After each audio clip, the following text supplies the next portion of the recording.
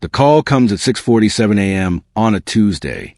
You're sitting at your desk in the FBI field office in Denver, finishing your third cup of coffee, reviewing case files that have been cold for months. You're a special agent with 11 years of experience, mostly white-collar crime, bank fraud, the occasional kidnapping. Nothing glamorous. Nothing like the movies. Just paperwork, interviews, and the slow grind of federal justice. Your phone rings. It's your SAC special agent in charge. His voice is different, tighter. He tells you to come to his office immediately. You knock. He tells you to close the door. There's been an escape. A federal prisoner in transit from Colorado to Kansas. The transport van was ambushed on Highway 70. 2 U.S. Marshals are dead. The prisoner is gone. His name is Victor Brennan, domestic terrorist, militia leader, responsible for a bombing that killed 14 people, including 3 children. He was serving 7 consecutive life sentences. He was never supposed to see daylight again. Now he's free, and the FBI wants him back. Your SAC tells you that you've been assigned as lead agent on the Manhunt.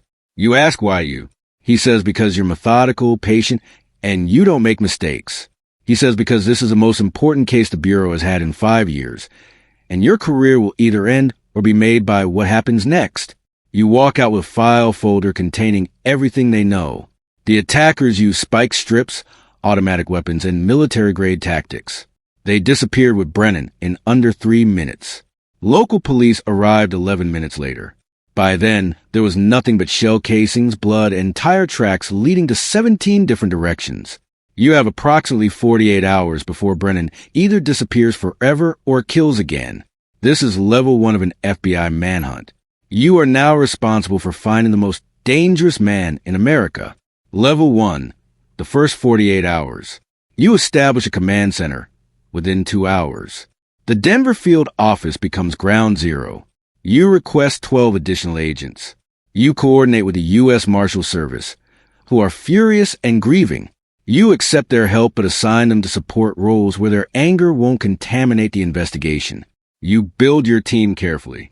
Analysts for data processing, field agents for interviews, surveillance specialists, technical experts. You call a contact at ATF who spent 3 years undercover in white supremacist groups. He agrees to consult because he owes you a favor and because he hates Victor Brennan personally. The first decision is about information flow. Media coverage will explode within hours. You coordinate with the Bureau's Public Affairs Office.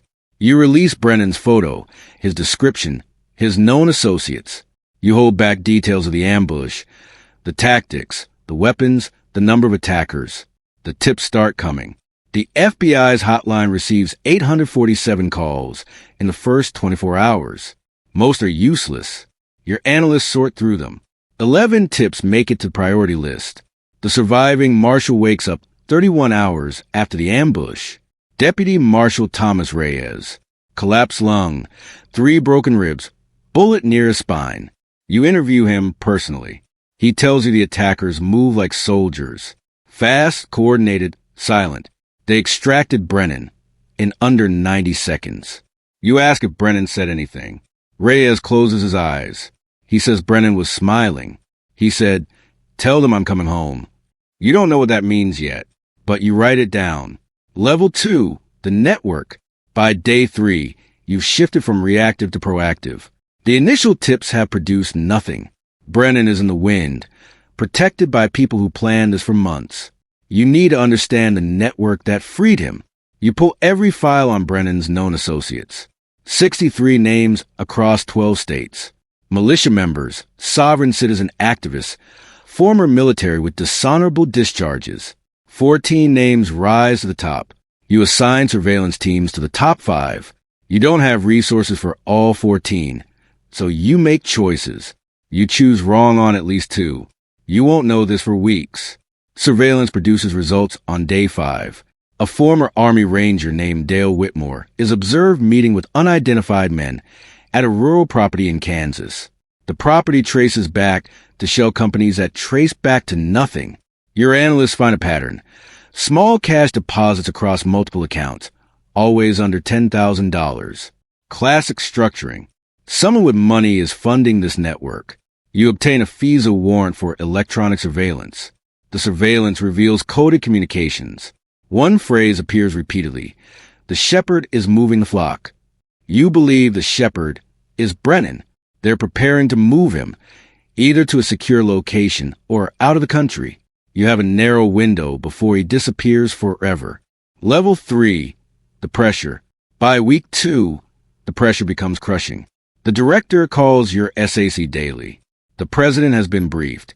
The families of the dead marshals have appeared on national television demanding justice. Congress is asking questions. The media is running stories about FBI incompetence. You stop sleeping more than 3 hours a night. You live on coffee and vending machine snacks. Your team is exhausted. You push them anyway because you have no choice. You now have 47 agents working full-time. You conducted over 300 interviews. You've executed 18 search warrants. You've built a map of Brennan's network that covers an entire wall. Photographs, names, connections, question marks. The map reveals something disturbing. Brennan's network is larger than anticipated. There are law enforcement officers, sheriff's deputies, a state trooper, a former FBI agent fired for misconduct. There are businessmen providing funding. There are teenagers recruited online, radicalized through message boards. You realize you're not hunting one man. You're hunting an ideology. Even if you find Brennan, the network will remain. This doesn't stop you. Your job is to find Victor Brennan. You focus on what you can control. Level 4, the betrayal. On day 19, you catch a break. A woman named Sandra Holt, a bookkeeper with militia ties, makes a mistake. She uses her personal phone to call a number traced to a burner phone purchased after the ambush. Voice analysis matches Brennan with 94% confidence. You have a direct link. You have leverage. You bring Sandra Holt in for questioning. 43 years old, divorced, mother too. No criminal record. She looks unremarkable. She's been moving money for terrorists for 8 years. The interrogation takes 14 hours. She denies everything for 6 hours. She asks for a lawyer repeatedly. You inform her she's being held as a material witness under the Patriot Act, that her cooperation will determine whether she ever sees her sons again. This is legally questionable. Everyone knows it. But 2 officers are dead and a terrorist is loose. She breaks at hour 11. She gives you a location, a ranch in remote Colorado, protected by armed guards and motion sensors. Brennan has been there since day 3. They're planning to move him to Mexico within a week. You have a location. You have a timeline. You have one chance. Level 5, the assault. You coordinate with the FBI's hostage rescue team. 53 operators with combat experience across multiple continents. You brief them on the target, terrain, defenses. Priority, capture Brennan alive if possible. The ranch is isolated. Satellite imagery shows multiple structures, guard rotations, a reinforced safe room, at least 12 armed defenders. Direct assault will result in casualties. You choose a hybrid approach. Diversionary assault from the east. Covert team from the west during the confusion. Risky. Requires precise timing and luck. The operation launches at 3:47 a.m. on day 23. You watch from a mobile command post 2 miles away. The diversionary team engages. Gunfire erupts. The western team moves. Everything goes wrong at 3:52 a.m. Floodlights activate, exposing the covert team. Gunfire from multiple positions. 2 operators down in 30 seconds. A third hit trying to reach them. The tactical commander makes a split-second decision. Full commitment. Overwhelming force. HRT operators breach through 3 entry points. Room by room clearing. Close quarters combat. At 4:17 a.m., confirmation. Brennan is in custody. Found in the safe room, unarmed, offering no resistance. He was smiling. The cost: 3 HRT operators dead, 7 wounded. 11 militia members killed. For captured, you have Victor Brennan. The manhunt is over. The weight of what it costs will stay with you forever. Level 6, the aftermath. The next 72 hours are logistics, paperwork, politics. Brennan is transported to a federal facility in Virginia. The surviving militia members are processed and charged. Lawyers swarm from every direction. You attend the memorial service for the 3 fallen operators. You stand in dress uniform watching flag-draped coffins. You know these men are dead because of decisions you made, plans you approved. The media declares victory. The FBI is praised. The president makes a statement. The director thanks your team personally. You receive commendations. You feel nothing. Level 7, the trial. For months later, Brennan goes to trial. Evidence is overwhelming. Defense attorneys argue entrapment, coercion, constitutional violations. They challenge the FISA warrant. The interrogation of Sandra Holt. They're laying groundwork for appeals. You testify for 6 hours. Defense tries to paint you as overzealous. You answer calmly, professionally. Brennan watches throughout. When you step down, he nods, a small, almost respectful acknowledgement, like congratulating you on a game well played. The jury deliberates 7 hours. Guilty on all counts. The judge sentences him to death, adding to 7 life sentences. He'll spend the rest of his life in ADX Florence, a 7x12 cell. He'll die in that cell. You made sure of that. Level 8, the cost. A year later, you sit in a therapist's office. The Bureau requires psychological evaluations for agents involved in traumatic operations. You describe the nightmares, Brennan's smiling face, the gunfire, the screaming. You describe the hypervigilance, flinching at loud noises, scanning every room. You describe the distance from your family, your wife who doesn't understand, your children who seem like strangers. The therapist says you have PTSD. She says there are treatments. Many agents recover. You don't tell her about the other thing, the knowledge that you made choices that violated your ethics, the interrogation of Sandra Holt, the pressure tactics. You told yourself it was necessary, the stakes too high, but you had choices. You made them. You have to live with them. Level 9, the return.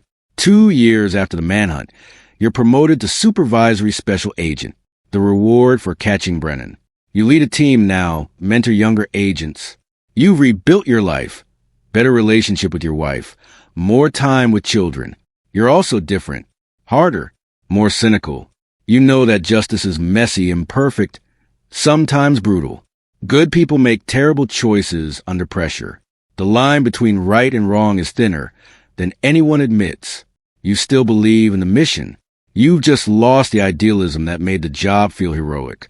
Now it just feels necessary. Level 10, the never-ending. 5 years after the manhunt, Victor Brennan dies. Heart attack in his cell at ADX Florence. 63 years old. You expect to feel relief, satisfaction, closure. Instead, you feel almost nothing. His death changes nothing about the past. You attend a small ceremony at the Denver field office. Your former SAC is there. Thomas Reyes is there, still walking with a limp, still carrying a bullet near his spine. Someone asks you to say a few words. You talk about the agents who worked the case, the sacrifices, the importance of bringing criminals to justice. You don't talk about the nightmares, the broken rules, the therapists you still see. You don't talk about younger agents who look at you like a hero, not knowing how much heroism was built on compromises. Your phone rings. There's been a situation, a mass shooting at a federal building in Seattle. Multiple casualties. The shooter is barricaded. They're requesting experienced agents.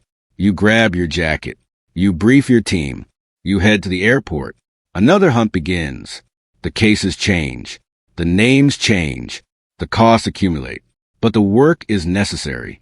Someone has to do it. You chose this. You keep choosing it every day. You're not a hero. You're not a villain. You're something in between. A person who does terrible things for justifiable reasons, who carries impossible burdens so others don't have to. The plane takes off. Seattle is 3 hours away. You close your eyes and try to sleep. You don't succeed. You never do. Somewhere down there, a man with a gun is deciding how many more people die. Somewhere, families are praying for someone to save them. That someone is you. The hunt never ends. It just changes targets. This is your life at every level of an FBI manhunt, and you wouldn't know how to live any other way.